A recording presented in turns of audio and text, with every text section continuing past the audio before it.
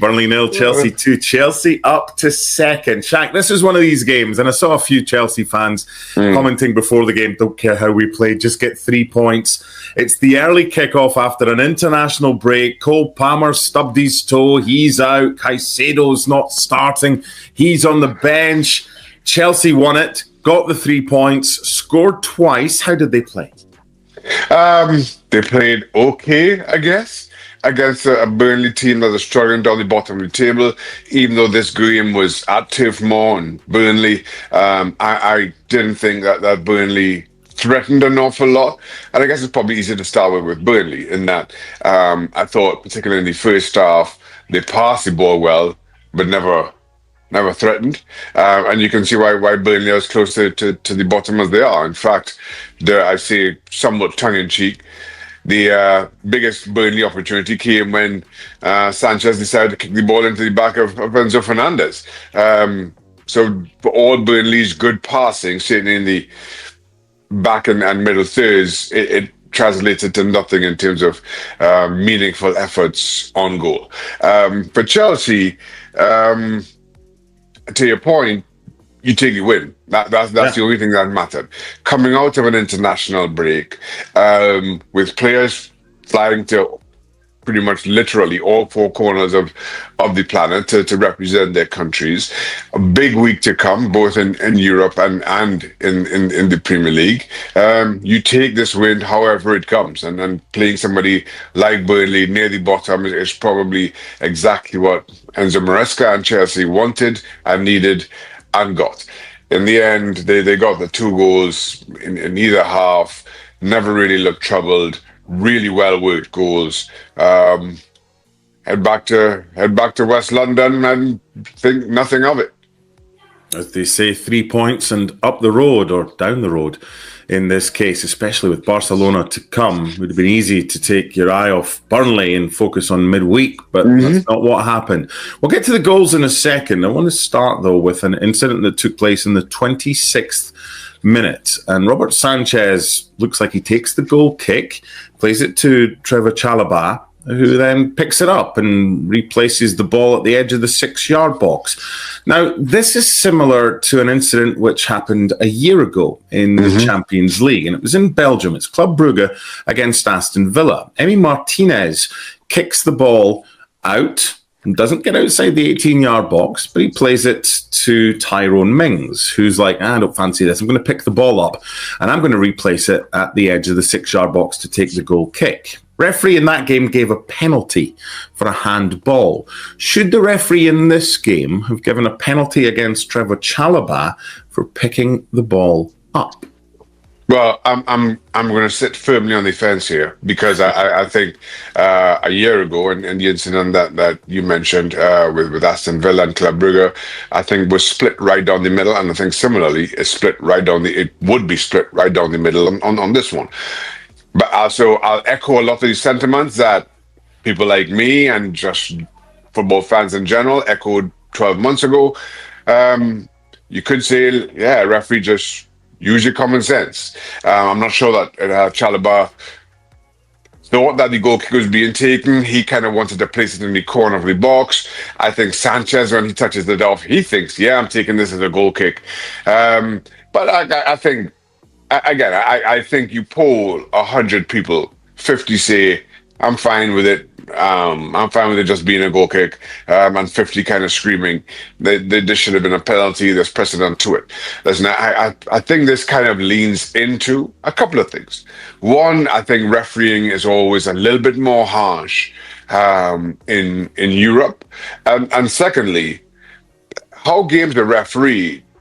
As many laws as we may try to write, and as watertight as we may try to write them, it still comes down to the man in the middle, how he feels the game is going, and I stand by that. The man in the middle ultimately makes that decision.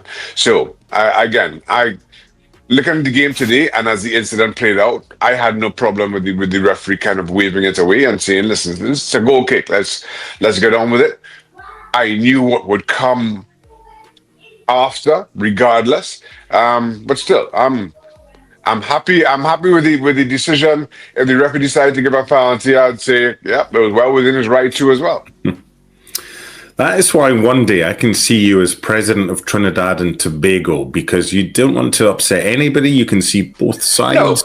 No, let me tell a story. So as I've often mentioned, I served on one of the advisory panels to IFAB, and Colina, the ex-Italian referee, was on that panel, and I always remember him saying, "You have to leave the final decision to the referee on the park." And this is when we were discussing VAR. This is how long ago it was. It was before the introduction of VAR. And he was insistent that you have to leave the final decision to the referee on the park. And to use his terminology, it's like he's the guy who had the smell of the game, is what he said, and kind of gave it some of that. He had the smell of the game. And so the point being, he did not want somebody in some faraway booth behind a television screen to be the final arbiter on any decision, right? I know that happens far too often, even in today's game. I'm with Colina on this. VAR review, send it to the man on the park, let him give a final decision, because he, again, to use his term, has the smell of the game. And this is just one of those situations that, again, Villa Brugge is one thing, Chelsea Burnley is another. And you trust the referee on the park to have the feel of the game in making those decisions. I get that. And I think the feel of the game here was the referee made the right decision. It's not like he was closed down and he's like, oh no, what am I going to do? I need to pick it up and pretend I want to take it again. There was no pressure whatsoever. Today seemed to me, again, subjective, to be the common sense decision. Last time out in Belgium, penalty was awarded. You take a chance. An opinion was split right down the middle with that. It was. It really was. It was. Now, the opening goal. First of all, what have you made of Jamie Gittins? Right, because he's come in, took a little bit of time to settle. He's put the ball in, probably looking for Enzo. But what a run by Pedro Neto, who's in form right now. Brilliant diving header, coming in at the back post, giving the goalkeeper no chance. Really good delivery. It doesn't really matter. It's more putting it into an area, whether it's aimed at Enzo or whatever. And there's Pedro Neto with a brilliant finish. Yeah, I listen, Gittins, I thought, despite a slow start to his time at Chelsea, kind of emerging in, and this shows the value of having a deep squad, especially at weeks like this, post-international break, as we'd mentioned. And you're right. I thought the ball was a good one. I thought the build-up was a good one on Chelsea's part to start with. And then you drop inside on your right foot, and you're looking for that cross. And you realize you've got two players to hit at that far post. And while your initial, who was the initial target you mentioned? Enzo was the initial target. While Enzo is there, you know you can overcook it a little. Yeah. Because Neto's coming around far post. So whereas if it was Enzo was the only one there, you have to get that perfect. You may underhit it slightly and the defender gets a touch on the clearance, but you know that if you overhit it slightly, Pedro comes in far post. So you can it gives you that little option to put a little bit more on the board just to make sure you miss out the defender. And once you miss that defender, somebody's going to score. So I thought it was a good understanding of where he was, a good recognition of the run of Neto. And as a result, it dictated his delivery, which he executed wonderfully well. So I thought it was a wonderfully worked goal by Chelsea. And applause all around, especially when you see Neto, who, right, whether he's the primary target or not, when you see how far he comes from to get on the end of that, to give Gittins that option to overcook it just a little. Credit to him. Still waiting to find out if there's an injury, a significance of the injury to Reece James, but hopefully not, because that kid just can't buy any luck whatsoever. It wasn't Malo Gusto that came on at halftime. It was Benoit Badiashile that came on, and Chelsea didn't start the first half great, but the second half they pretty much controlled a lot of it, and they hit the post through Pedro Neto. Then they got their second goal late on. Mark Guillot getting away down the right-hand side. Again, good build-up, cutting it back. Enzo with the finish. It was like for Burnley today, the first goal was crucial. If they could keep it tight and frustrate Chelsea, but once Chelsea got that goal, they kind of had Burnley at arm's length. It doesn't really matter whether you think it was a 2-goal game or whatever. It's 3 points for Chelsea. It's a very professional performance. Yeah, I thought exactly that. And to your point, yeah, for Burnley to get anything out of this, they needed to score. But Burnley, as I mentioned before, didn't look like they had it in their arsenal to score against Chelsea. So it was just about Chelsea being tight, being secure, making sure that Burnley, making sure that they don't make any mistakes. First of all, to give Burnley either the lead or the way back into the game. And I mentioned the Sanchez error early on, tongue in cheek. The Chelsea second goal comes from build-up play that starts with Sanchez all the way at the back, and they play out to that Burnley pressure, and it's Chelsea who later on get numbers forward, and Enzo scores. I thought Chelsea controlled the second half really well. I thought they were very in possession. They got their wing backs high up the park. They played this very expansive game and invited the pressure from Burnley. When Burnley had the ball, they just got tight and in recognizing that Burnley couldn't hurt them down the wide areas. And I just thought Chelsea managed the game so wonderfully well. So yeah, Chelsea did not blow Burnley out to the water, and you mentioned that the second goal coming very late on, but it was always controlled. It never looked other than an individual error that Burnley would score, and I think give Chelsea credit for that. But certainly, if you're a Chelsea fan, you're appreciative of that. If you're neutral, you think, oh, Chelsea could have done a whole lot better. But if you're sitting in that dressing room, or let me put it this way, Enzo Maresca, I think, is very happy with the way Chelsea managed that second half in particular. As football fans, we always enjoy the good moments, but then we look back and say, oh, if only we'd beaten Sunderland at home, having lost by 2-1, where would they be right now? So where are Chelsea right now? Up to second in the table. Are they title contenders? I still don't think so. I still think Chelsea are the fourth best team in the league. Behind the usual suspects. In which order? Take your choice. But I think Chelsea right now are still the fourth best team in the league. But this was a big performance, and as was mentioned in the commentary certainly here, I think psychologically, now you're sitting second in the table. There are games to come for the rest, but not just the rest of today, but the rest of the weekend. But you're sitting second in the table. Psychologically, that means an incredible amount to you. It sends a message to everybody else on the table that, yes, we're still here. We're still to be reckoned with.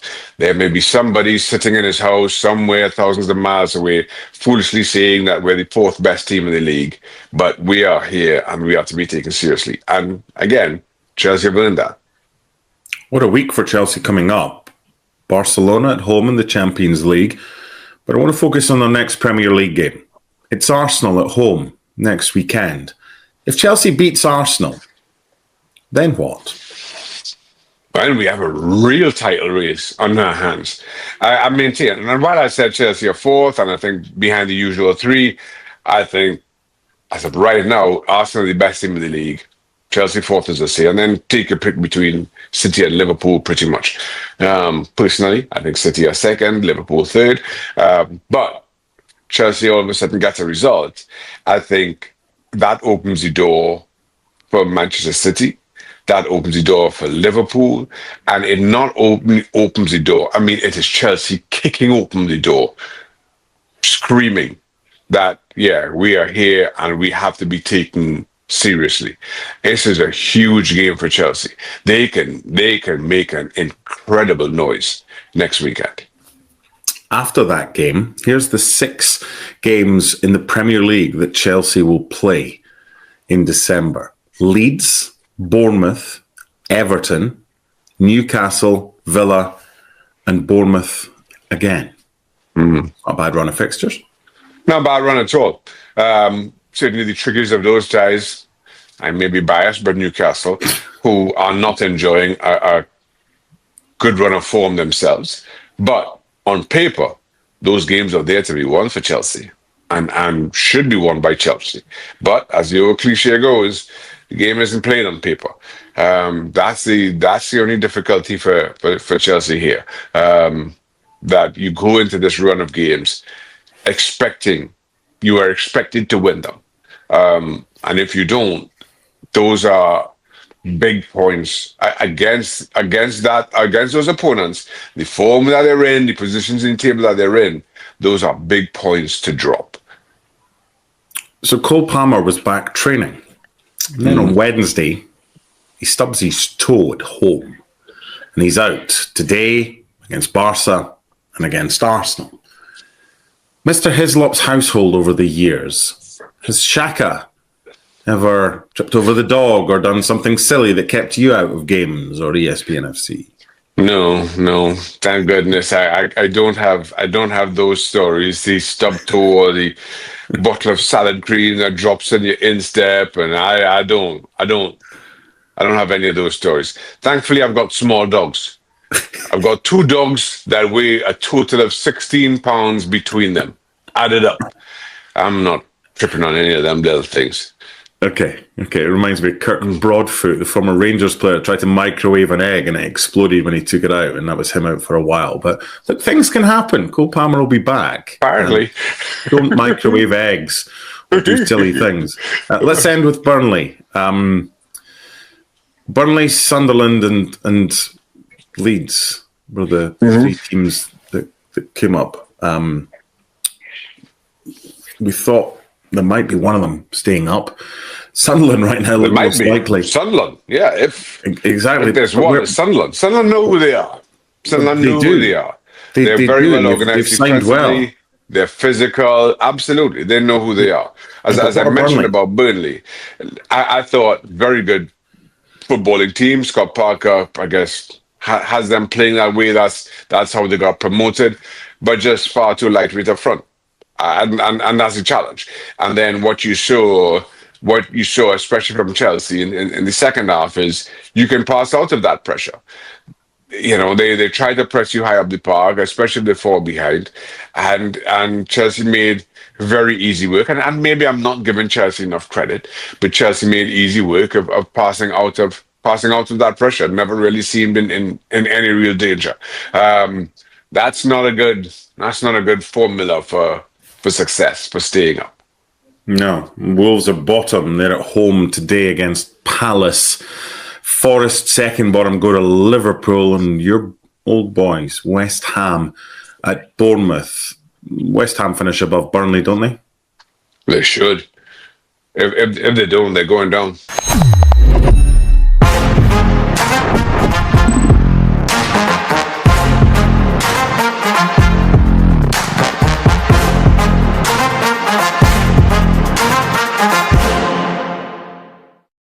Right, Blues fans.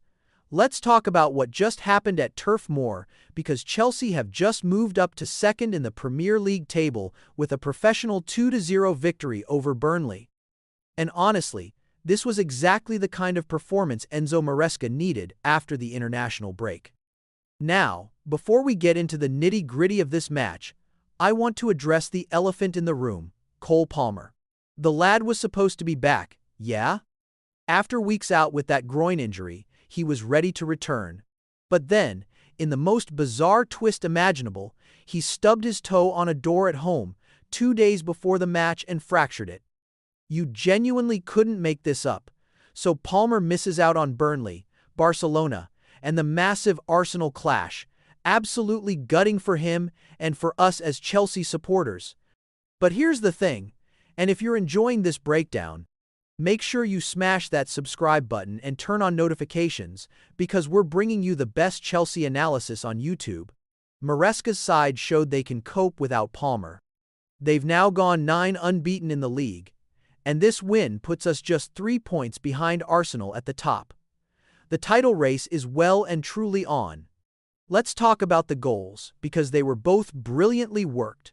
The opener came from Jamie Gittins, who's been settling in nicely since his arrival. His delivery from the left was absolutely perfect, and Pedro Neto, who's in red-hot form right now, came storming in at the back post with a diving header that gave the keeper absolutely no chance. The movement, the timing, the finish, pure class. Neto's been a revelation lately, and that goal was a proper statement. The second goal came late on, but it killed the game off completely. Marc Cucurella got forward down the left, cut the ball back, and there was Enzo Fernandez to slot it home. What's interesting is how this goal started. It came from Robert Sanchez playing out from the back under pressure. Chelsea were composed, kept their shape, and punished Burnley on the counter. That's exactly the kind of tactical maturity you need if you're serious about challenging for trophies. Speaking of Sanchez, there was a bizarre moment in the first half that could have gone horribly wrong. He takes what looks like a goal kick, plays it to Trevor Chalobah, and Chalobah just picks the ball up and places it back in the 6-yard box like he's retaking the kick. The referee waved it away, but there's precedent for that being called as a penalty. Remember the Emiliano Martinez incident with Aston Villa in the Champions League last year. Same situation, and that was given as a handball. But here, the ref used his common sense. There was no pressure, no advantage gained, just a bit of confusion. Move on. The real story here is how Chelsea controlled this match. Burnley had their moments in the first half. They passed the ball nicely in the middle third, but they never threatened. Not really. They're down near the relegation zone on just 9 points, and you can see why. They're too lightweight up front, and whenever they tried to press Chelsea high, Maresca's side just passed through it effortlessly. In the second half, Chelsea were even more dominant. Neto hit the post, the wing-backs were flying forward, and Burnley barely got a sniff. Now, there was some concern about Reece James. He didn't start. It was Ben Chilwell who came on at half-time, not Malo Gusto, and we're still waiting to hear if there's any significance to that. Fingers crossed it's just rotation because James has had enough injury nightmares. The lad deserves a break from the treatment table. But let's zoom out for a second and look at the bigger picture. Chelsea are now second in the Premier League, sitting on 23 points. Arsenal are top with 26. Manchester City are third with 22, and Liverpool are fourth with 21. It's incredibly tight at the top. And here's where it gets really interesting. Next weekend, we've got Arsenal coming to Stamford Bridge. If Chelsea beat Arsenal at home, this title race explodes wide open. It would send a message to the entire league that we're not just participating, we're genuine contenders. And then there's the fixture list for December. After Arsenal, we've got Leeds, Bournemouth, Everton, Newcastle, Aston Villa, and Bournemouth again. On paper, those are all winnable games. But as the cliché goes, matches aren't played on paper. These are the kinds of fixtures where you're expected to win, and if you don't, those dropped points add up quickly. Maresca knows that, the squad knows that, and Chelsea need to be ruthless. One more thing I want to touch on, and this shows the depth of this squad. Chelsea managed this performance without Palmer, without Moises Caicedo starting, and with key players being rotated. That's the benefit of having a deep squad, especially at this time of year when you're playing midweek and weekends non-stop. Maresca's rotation policy is paying dividends, and it's allowing him to keep players fresh for the big European nights as well. So, where does this leave us? Well, Chelsea are in second place, playing solid football, scoring goals, and showing the kind of consistency that title-challenging teams need. Are we title contenders yet? Personally, I still think we're the fourth best team in the league behind Arsenal, City, and Liverpool. But if we beat Arsenal next weekend, that conversation changes dramatically. Suddenly, we're not just knocking on the door, we're kicking it down. The next week is absolutely massive. Barcelona at home in the Champions League on Monday, then Arsenal in the league the following weekend. These are the games that define your season. These are the games where Chelsea need to prove they're not just a good team. They're a team capable of competing for the biggest prizes. Right, Blues, that's it from me. What did you think of the performance? Are we genuine title contenders now? Drop your thoughts in the comments below. And if you haven't already, hit that subscribe button and turn on notifications so you never miss our Chelsea content. We've got Barcelona and Arsenal coming up, and trust me, you don't want to miss those breakdowns. Cheers, and come on you Blues!